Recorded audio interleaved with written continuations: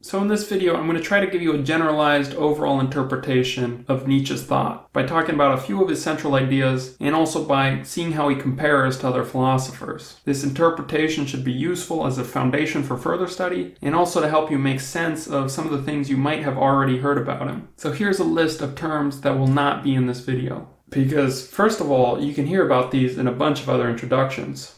But also, I don't think these terms belong in an introduction. I'm not going to spend any time correcting misinformation that's out there about these, but I think that this video should give you at least enough familiarity with Nietzsche that you'll already be suspicious about the way people use these terms. Okay, so let's set up some other philosophers to compare Nietzsche to. Here's the first guy, Epicurus. Epicurus is a Greek guy who thinks that the most important thing is pleasure, and he believes that normal everyday life in society brings us more pain than it does pleasure. And so to escape that, he basically starts a commune where he hangs out with all his friends and eats bread and cheese and escapes the anxiety and suffering of everyday life. Epicurus doesn't worry about all the expensive luxury items that he can't have because he's not living in society. Because for him, the highest pleasure is freedom from anxiety and suffering. So to him, all the work you would have to do to maintain an extravagant lifestyle isn't worth it. It's better to just be comfortable and free from the hassle. You can think of him as a wiser version of your friend who always does the easiest thing and doesn't like to have any responsibilities. Next, we're going to talk about some very different philosophers. Here's the Stoics. Alright, the Stoics don't agree with Epicurus. They don't think that pleasure is the most important thing. To them, it's much more important to be ethical. So you can't just run off and live in a commune because you have responsibilities to the people around you. And it's selfish to just run away and worry about your own pleasure. But they do agree that normal life in society does kind of suck. So their solution is to be involved in society, but not get emotionally involved. See, to them, everything's out of your control, and you can't change the world around you. But they think that you can change your attitude to the bad things that are happening to you, and get to a point where you don't care and it doesn't affect you. So you can just keep doing what you gotta do. They have all kinds of little tricks for not caring, like they visualize bad things happening so that when they actually do happen, they're ready for them. Think of the Stoics as a wiser version of your friend who thinks it's really cool not to care about stuff. Because then you can never make fun of them, and you're like, hey, look, your shirt looks stupid, and they're like, I don't care. Alright, we have one more philosopher to talk about before we get to Nietzsche.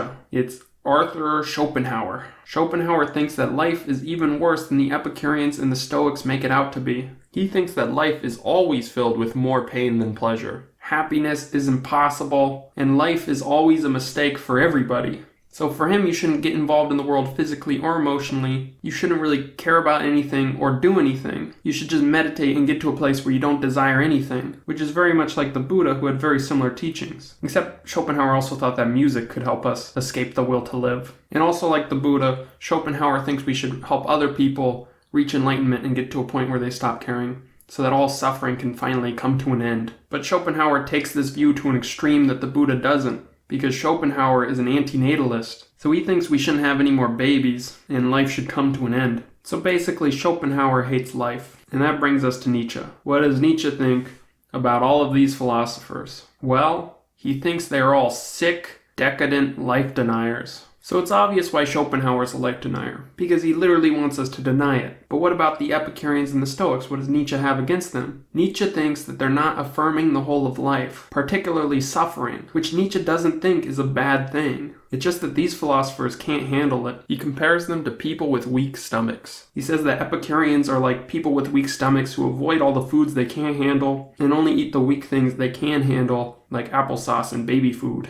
And the Stoics are like people with weak stomachs who have scraped off all their taste buds and drunk battery acid so they don't have to feel anything anymore. And nothing affects them, but they also miss out on most of life. So Nietzsche wants to be healthy and have a life-affirming philosophy. But that doesn't mean that he thinks those other philosophies are necessarily wrong, because he doesn't think that there is one right philosophy. He thinks the philosophy that makes sense for you depends on the kind of person you are. And also, being a sick person isn't necessarily bad, because Nietzsche used to be a big fan of Schopenhauer. And he thinks that that sickness was necessary to his later health. Because if he wasn't for sick and unhappy with life, he wouldn't later be able to love it so much. If Nietzsche thought sickness were bad, he'd be making the same mistake these other philosophers are making about suffering, because they don't see how it's a valuable part of life. how for Nietzsche it teaches us about ourselves and is also inseparable from joy. So if you want to remove all the suffering out of your life, you also have to remove things like romantic love. And all those other philosophers thought you should do that. Like Epicurus thought that love was too unsettling and you should just stick to masturbation and hanging out with friends. And the Stoics believed in marriage, but thought it should be passionless and just about making babies for society. And Schopenhauer didn't believe in marriage and he hates babies. So Nietzsche thinks because they can't handle love and suffering, they can only see what's bad about them. So this is a quote about life deniers and how they see suffering. He's particularly referencing the Buddha here. They encounter a sick man or an old man or a corpse. And immediately they say, life is refuted, but only they themselves are refuted, and their eyes, which see only this one face of existence. They're not seeing the value of suffering. So our first question is, what is Nietzsche's supposedly life-affirming philosophy? And that brings us to him, Friedrich Nietzsche. So here's how Nietzsche wants to affirm the whole of life. Amor fati, which is Latin for love of fate. My formula for greatness in a human being is amor fati, that one wants nothing to be different, not forward, not backward, not in all eternity. Not merely bear what is necessary, but love it. When he says not merely bear what's necessary, he's referencing the Stoics who just put up with stuff. And he's saying, as opposed to that we should love everything that's necessary, including the suffering. And at this point, it's not exactly clear what that means, right? Because does it even make sense to say that somebody can suffer and constantly love everything at the same time? Well, it'll become clearer in a second because he has a thought experiment to test whether we are amor fati correctly. I'm not going to read the second quote on this slide. You definitely should. But I want us to note in both quotes how he starts with my formula and I want. Because remember that he's not saying that this is the right philosophy for everybody. Alright, but here is the thought experiment to test our amor fati levels. It's called the eternal recurrence. So the quote starts off by saying that a demon comes to you in the middle of the night and tells you that your life is going to repeat itself over and over again infinitely.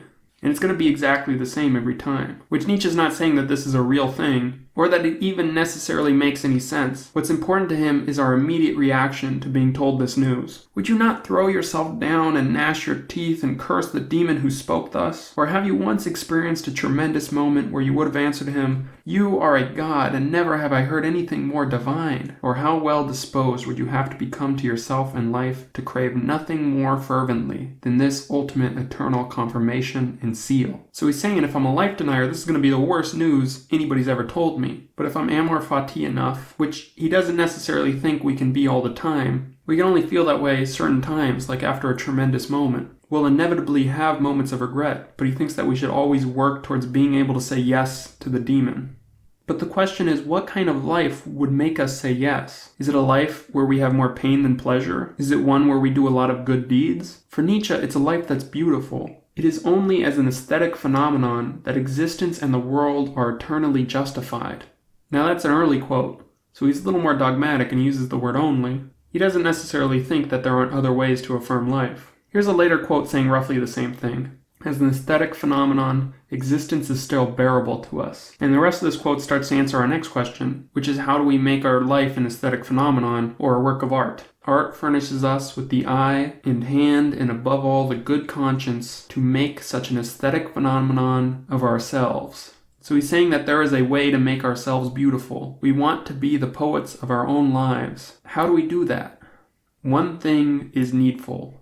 To give style to one's character, a great and rare art. So Nietzsche thinks that we should give ourselves style and make ourselves interesting characters. And he even says for him that's the one thing that's needful. This is one of Nietzsche's central ideas, and it's often referred to as self-creation. But what's so important about giving ourselves style? Well, it's very similar to why a work of art needs style. Because first of all, a work of art needs to be noticeably different from other works of art for us to even be able to appreciate it. And to be distinct, it needs to be a single thing with a single vision that brings it all together, which Nietzsche calls having a single taste. In the end, when the work is finished, it becomes evident how the constraint of a single taste governed and formed everything large and small. Whether this taste was good or bad is less important than one might suppose. If only it was a single taste. And that last line, that's where most people get off the Nietzsche train. Because what he just said was, he thinks it's less important whether people are good or bad than that they're an interesting character. And there's a lot more I could say about self-creation, but I should tell you about the biggest problem a lot of people have with Nietzsche. Because many people think it doesn't really matter if an axe murderer is an interesting character. It's not okay to be an axe murderer. And there weren't any specific axe murderers that Nietzsche was a fan of.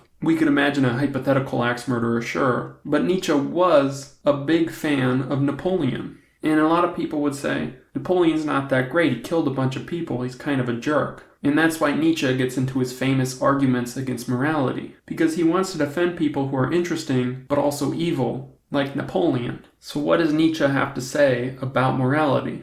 Who represents the greatest danger for all of man's future? Is it not the good and the just? So Nietzsche seems to think that morality can do a lot of harm. His biggest problem with it is that it wants everybody to be exactly the same. By giving us all the same rules and appealing to what we all have in common, like how we all feel pain and compassion, or how we're all supposedly children of God. But remember how Nietzsche thinks that there isn't one philosophy that's right for everybody, and also how it's good to have style and be different. For those reasons, he thinks that morality can seriously limit human potential. And on top of that, it's out to try to end all suffering in the world. And remember, Nietzsche doesn't think suffering's bad. To him, a world without suffering would be a boring, ugly world, just like a world where everybody's all the same. And he thinks if he were to live in a world like that, it would be impossible to affirm all of existence. And so here comes Nietzsche's nightmare scenario, called The Last Man, which is supposed to be his dystopia brought on by too much morality and avoiding suffering. Behold, I show you the last man. What is love? What is creation? What is longing? What is a star? Thus asks the last man, and he blinks. See how the last man no longer understands all these things that Nietzsche thinks are important parts of life. By the way, the last man refers to multiple people, but he calls them the last man because they're all pretty much the same person. No shepherd in one herd. Everybody wants the same. Everybody is the same. Whoever feels different goes voluntarily into the madhouse. And then Nietzsche went crazy, the end. Alright, so here's some further reading. Don't stop watching the video. If you want to learn more about Nietzsche, I recommend out of all his books that you start with The Gay Science, specifically the Walter Kaufmann translation. A lot of the ideas in this video originate from this book. It has a lot more detail about him and also has a lot of other stuff we didn't even get into. Nietzsche doesn't just like beauty and art, he's also a big fan of truth, but we didn't have time to talk about that. One of the main themes of The Gay Science is him trying to combine both of those values. But it's also a good idea to not start out by reading Nietzsche directly. So I've recommended a book about Nietzsche that this video is heavily influenced by. Nietzsche, Life as Literature. A lot of my own interpretation of Nietzsche comes from this book, and it's one of my favorite works of philosophy, along with The Gay Science. Here's some shorter stuff that you don't have to read. 2 free lectures about the gay science by a couple of Stanford professors. They talk about a lot of the same things I do.